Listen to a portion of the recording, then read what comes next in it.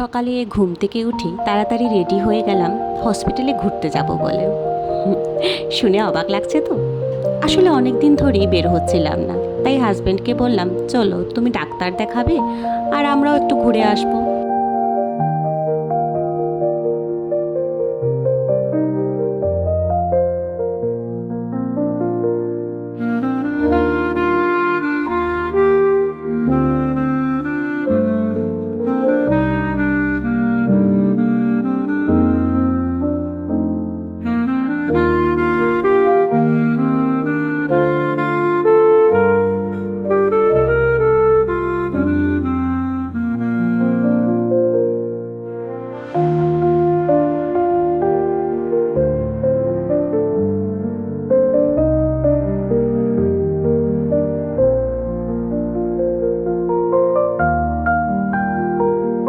হসপিটালে গিয়ে ডাক্তার দেখালাম, ওষুধ নিলাম আর আবার বাড়ি ফিরে আসার পালা।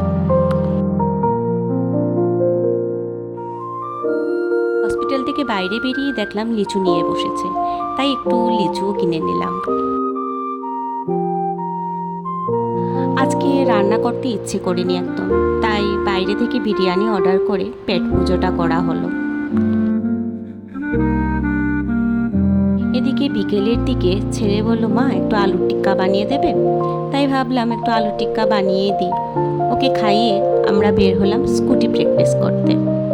আসলে ছেলেকে স্কুল থেকে হেঁটে নিয়ে আসতে খুব কষ্ট হচ্ছে, তাই আস্তে আস্তে প্র্যাকটিস করছি।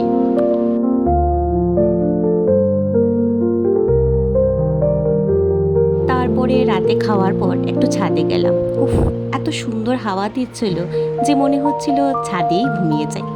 যাই হোক, আজকের মতো এইটুকুই। আবার নেক্সট ব্লগে দেখা হবে।